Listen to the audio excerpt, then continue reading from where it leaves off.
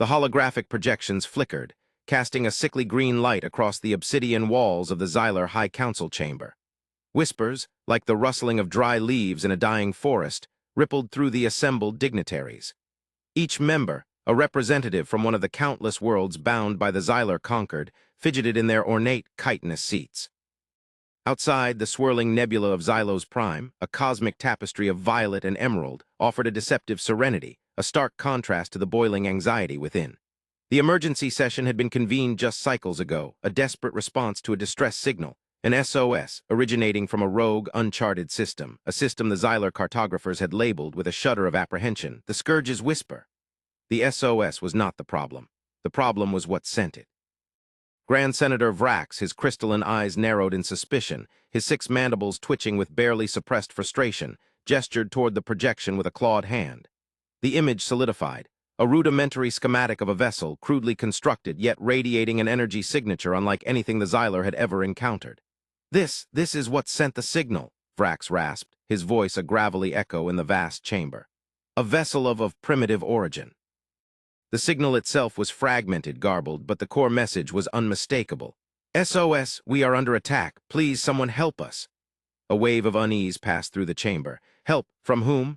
The Xylar had learned, through eons of interstellar travel and galactic politics, that desperation often masked something far more dangerous. The Council's primary advisor, the venerable, almost mythical Elder Zephyr, its bioluminescent skin shimmering with age, finally spoke, its voice a soothing counterpoint to Vrax's agitation. The origin point is the key. Scourge's Whisper, an uninhabited system, a desolate cluster of rogue planets. The telemetry data indicates... Zephyr paused, its voice dropping to a near whisper. A Class M star, a system ripe with metallic ore deposits and potential expansion. Expansion. The word hung in the air, heavy with unspoken implications. The Xylar had warred for centuries against the Krill, a hive-minded species of relentless conquerors, always seeking more resources to fuel their ever-growing swarm. Were the Krill involved? The whispers escalated, becoming a cacophony of fear and speculation. Ambassador Zill, representing the peaceful, symbiotic Lyrans, a species of telepaths, rose, his normally placid eyes clouded with worry. We cannot, in good conscience, ignore a plea for assistance, even from an unknown source.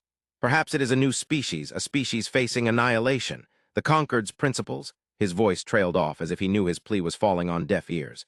The principles of the Conquered, diplomacy, preservation of life, non-interference, were often tested by the brutal realities of the galaxy. Grand Senator Vrax snorted dismissively. Principles are worthless against the Krill, and that. That vessel, he indicated the crude schematic again, smells of desperation, of recklessness. What if this SOS is a trap, a lure designed to draw us into a Krill ambush, or worse, a Krill-engineered weapon designed to cripple the Conquered? A tense silence descended once more, punctuated only by the rhythmic hum of the chamber's life support systems. The Xylar Council was a bastion of law and order, but it was also a reflection of its time. The Krill had tested the Xylar and its allies for generations, pushing the boundaries of diplomacy and warfare, and now the unknown and therefore the terrifying beckoned. The fear of another war, another endless cycle of bloodshed, was a tangible force in the room. Finally, the High Inquisitor, Xylar's spymaster, a being of shadows and silence, whose very presence was a testament to the darker aspects of interstellar politics, spoke. His voice was a dry, rasping whisper that seemed to emanate from the very walls. We have analyzed the signal's origin. The system's star has irregular energy fluctuations. The planets themselves are unusual. High levels of atmospheric radiation, geological instability, and most alarmingly traces of rapid geological activity. Volcanic eruptions, tectonic shifts. The Scourge's Whisper is a dangerous place, a death world. The whispers returned, now tinged with a deeper dread.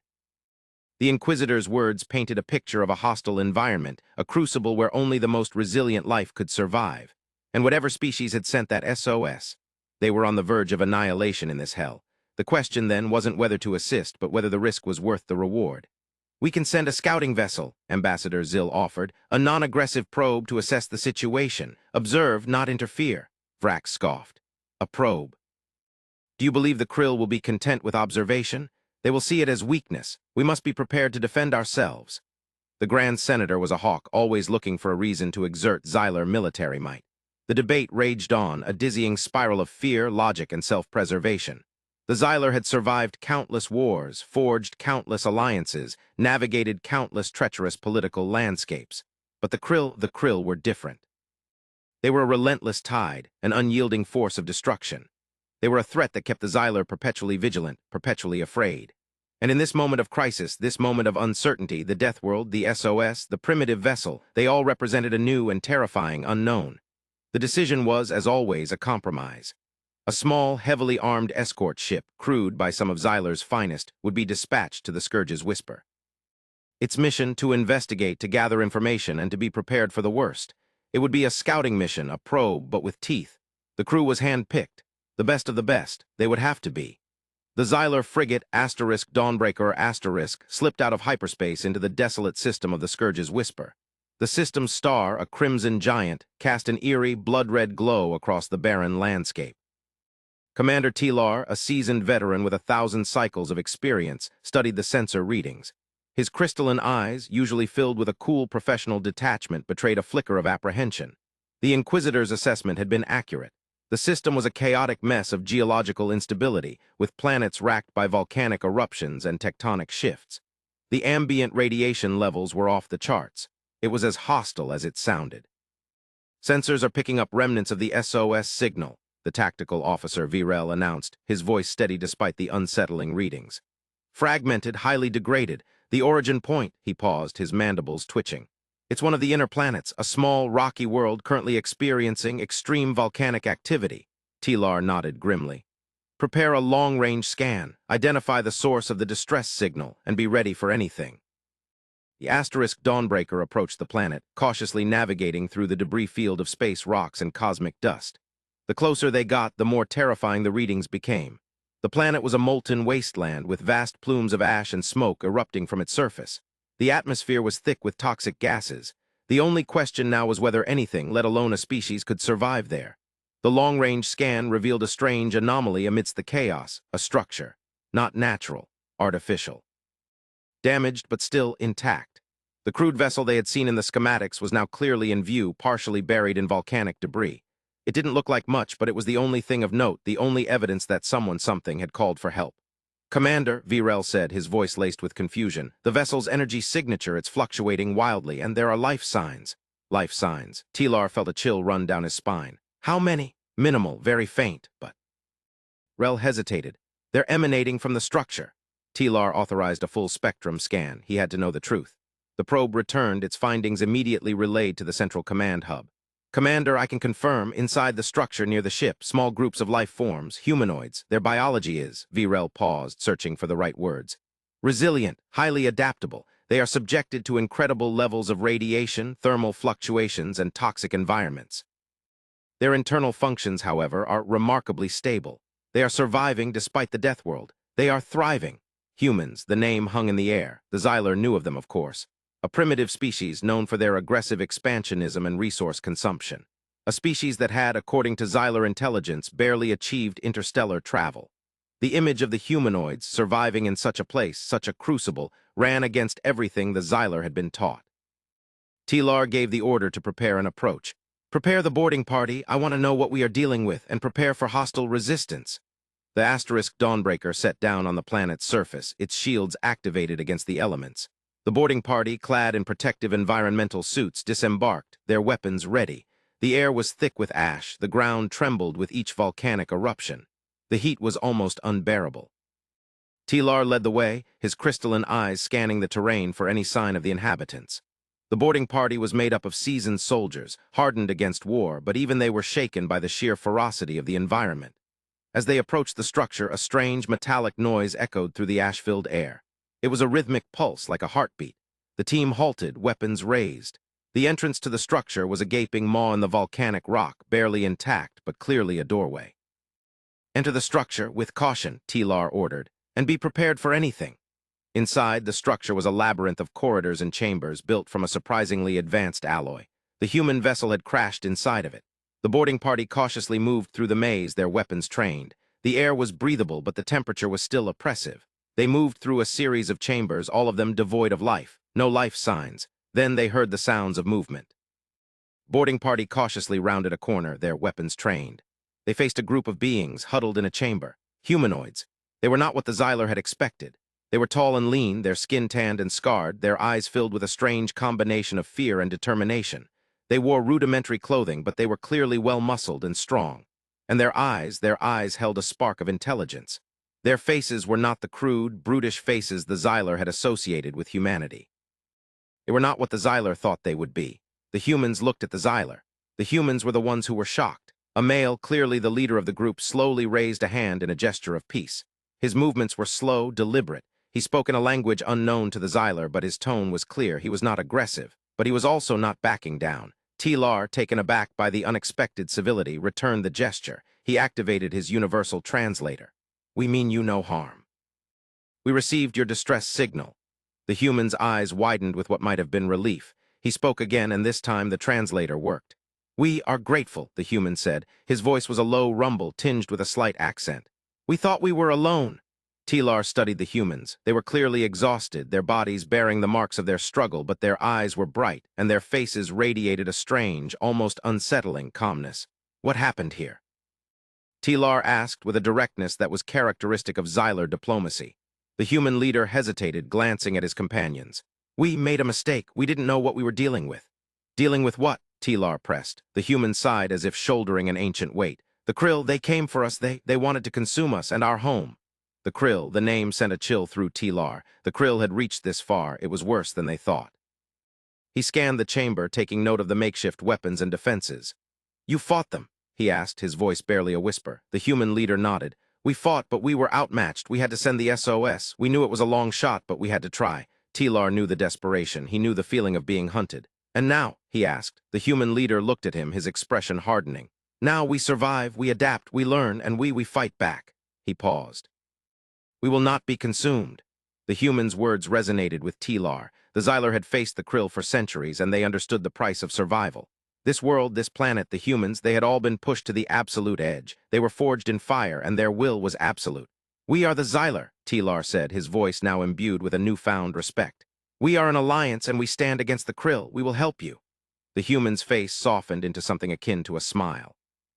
"Then," he said, extending his hand, "let us begin." Back aboard the Dawnbreaker, the meeting was underway. T-Lar, after a thorough debriefing of the situation, explained the nature of the threat. The human leader, a man named Captain Eva Rostova, was also present, her presence eliciting some raised eyebrows from the crew. It was unprecedented, but T-Lar deemed it necessary. The humans had a strategic value that the Xyler could not afford to ignore. "These beings," T-Lar began, referring to the Krill threat, "are a plague upon the galaxy. They consume all in their path. Their swarms are vast, relentless, and indiscriminate. Your planet is not just your home, it's a strategic asset, a fortified position the Krill are now aware of." Rostova nodded, her expression grim. "We understand, we've seen their work, we've fought them, they're relentless, they don't know fear." "Indeed," T-Lar said, "but neither do you." He paused, looking at the assembled crew. "Captain Rostova and her crew have shown remarkable resilience. They've survived the harshest conditions. They have experience that will be invaluable. We have to work together to combine our knowledge and resources." The bridge of the Dawnbreaker was now abuzz with activity, the crew making preparations to combat the looming Krill threat. The humans, despite their lack of advanced technology, had shown remarkable ingenuity in their adaptation to the planet. The Xyler would now lend their technical prowess, with the humans providing insight into their survival strategy. The crew was divided into several teams. Engineering was tasked with reinforcing the planet's defenses. The tactical team worked with Captain Rostova's team, analyzing and planning strategies for facing the Krill. Medical teams would work with the humans to combat the environment and increase their health. The Xyler quickly learned that the human technology may be simplistic, but the humans themselves were anything but. Their understanding of the planet's geology and its hidden resources was profound. They had an almost intuitive understanding of how to survive in the hostile environment. They had also built a system of interconnected underground tunnels, a defensive network that could withstand the Krill's relentless assaults. But more important than their technological prowess was the humans' indomitable will. They did not despair, they did not surrender. They met every challenge with a quiet determination, a stoic resolve that impressed even the most hardened Xyler veterans. Their willingness to adapt, to innovate, to learn from their mistakes, it was what made them so formidable. "They're a different breed," Virel said, observing the humans as they worked alongside the Xyler crew. "They face the same terror as we do. But they simply refuse to break." Tilar nodded. They are what we need. They are our allies. The alliance between the Xylar and the humans was cemented, built on a foundation of mutual respect and a shared desire for survival. As the krill drew closer, the two species worked together, preparing for the battle that was inevitably coming. The Deathworld had found new protectors. The krill fleet arrived in the Scourge's Whisper system, a swarm of predatory ships, their hulls coated in the chitinous armor that was so familiar to the Xylar. The sensor readings confirmed the Inquisitor's worst fears. The krill had found their way. "They're moving in directly towards the planet," Virel announced, his voice tight. "They're massing for an assault." Tilar stood on the bridge of the Dawnbreaker, his crystalline eyes fixed on the holographic display. He watched the krill ships descend towards the planet, their formations perfectly aligned. There was a sense of dread as they saw the overwhelming force headed directly towards their position. "Prepare for battle," Tilar ordered, his voice steady. "Alert the planetary defense, and prepare the Dawnbreaker for tactical maneuvers." The Xylar and the humans waited in a combination of dread and anticipation. They knew the krill would try to overwhelm the planet. They knew that many would fall. But they were ready. The first volley of krill attacks struck the planet's surface, massive energy weapons causing explosions and earthquakes. The Xylar ships engaged the enemy, their plasma cannons tearing through the krill formations. They struck the krill ships and the krill ships struck back. The battle had begun. On the planet's surface, the humans, using their knowledge of the planet's topography, led a series of hit-and-run attacks, using the underground tunnels to their advantage. They had constructed traps, ambushes, and weapons that exploited the krill's weaknesses. They were brutal, efficient, and unrelenting. They made use of the volcanic environment to their advantage, using explosive charges and seismic disturbances to disrupt the krill's formations. Tilar maneuvered the Dawnbreaker, engaging the krill in a deadly dance of tactical combat. The krill ships built for a swarm for all-out assault were vulnerable in the face of the Xylar's advanced weapons and calculated strategy. The Dawnbreaker struck at the heart of the attack, targeting the command ships. The battle raged for what felt like an eternity. Ships exploded. The planet was engulfed in flames. The air was thick with smoke and the stench of burning metal. But the Xylar and the humans fought on, their combined strength slowly turning the tide.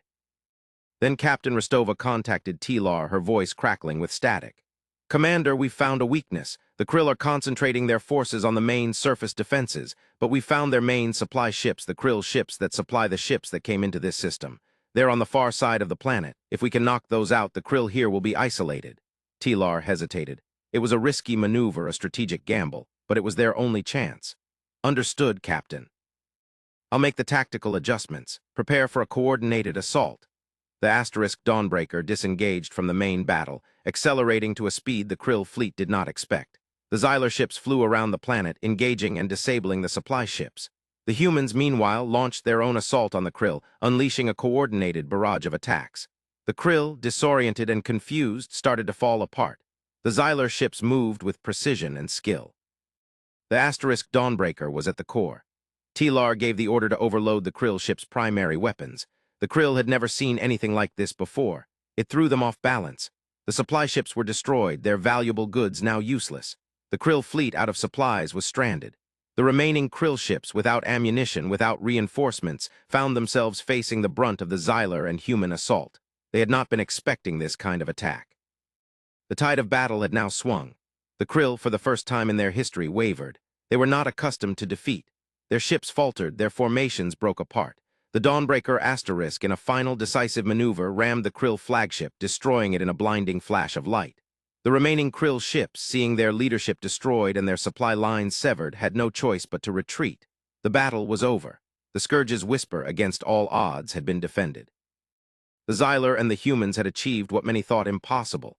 They had pushed the krill back. They had forced them to retreat. The Deathworld had been saved.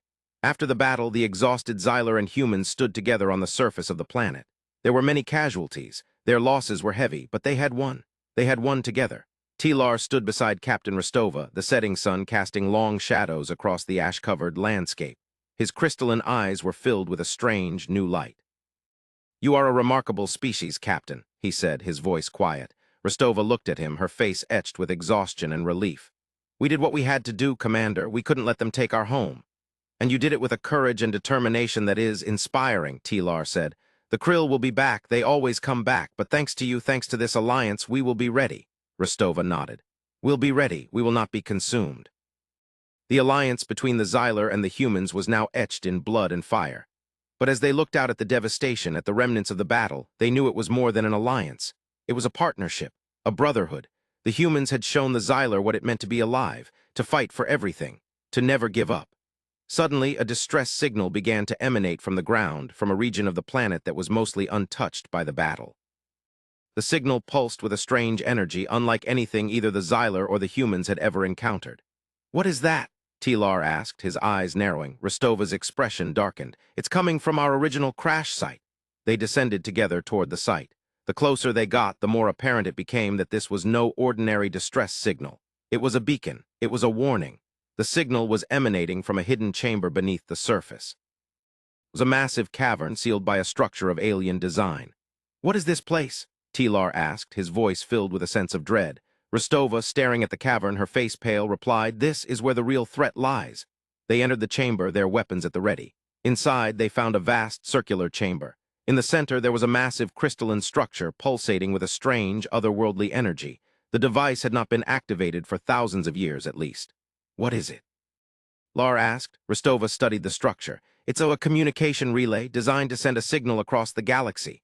The Xylar and the humans looked at each other, sensing the deeper implications of the structure. "And the signal," Rostova said, her voice filled with apprehension, "was sent to the Krill."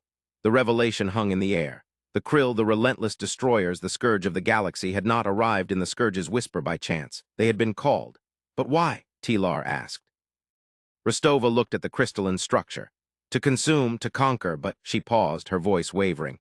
"This device, this is far more sophisticated than anything the Krill could have designed. It's ancient. What is it?" She swallowed hard. "It's a homing beacon, and it's not designed to attract the Krill." Tilar stared at her. "What are you saying?" Rostova took a deep breath. "This planet, this system, it wasn't just a death world. It was a prison, and we, the humans, were the guardians. We were sent here to protect something." They heard a whisper. The chamber came alive with the sound of a voice, synthesized and amplified in a language that neither the Xylar nor the humans understood. A voice that seemed to speak directly into their minds. "The time of awakening is near," the voice whispered. "The guardians have been found. The prison will soon open." The lights flickered in the chamber. The crystalline structure began to glow. Suddenly, the ground began to shake. The structure was activating. The entire chamber began to shake. "What is happening?" Tilar shouted, his voice barely audible above the din. Rostova knew with a certainty that chilled her to the bone. "It's the signal. It's going out. We have to stop it." The chamber came to life. They had to stop this. This was their new war. They had to fight this together. But the crystalline structure was too powerful. From the depths of the planetary core, a massive rupture began to form, a rift in the fabric of reality. The signal that would herald an era of unimaginable darkness was now fully active. The Scourge's whisper, once the home of the Krill, was now the gateway to something else, something far worse. As the rift opened and the crystalline structure pulsed, the Xylar and the humans stood shoulder to shoulder, ready to face the unknown. They had faced the Krill and won. They had survived a death world. They had formed an alliance. They had together shown that they could not be defeated. But this was different.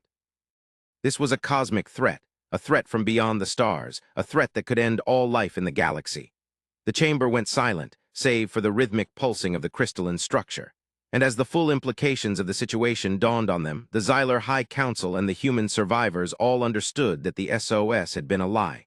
And it wasn't the Krill they should have been worried about, because the Krill were the least of their problems. As the abyss before them began to open, Tilar looked at Rostova, his crystalline eyes locking with her own. He did not ask what they should do. They both knew. The fight was just beginning. It was not a fight for survival. It was a fight for the fate of everything. "We will face it," Rostova said, her voice firm. "Together." Tilar nodded, and in his crystal eyes there was no fear, only determination. The Xylar, who had always been cautious, had underestimated the humans. They had assumed the humans were primitive. They had not foreseen the raw will to survive. But more importantly, the Xylar did not understand the true nature of the humans' power. They had not recognized the value of the humans' ethical center. Now the Xylar understood. They had no choice. They had to embrace the humans. The portal, or whatever it was, continued to grow, and in the distance, a sound emerged like the roar of the universe.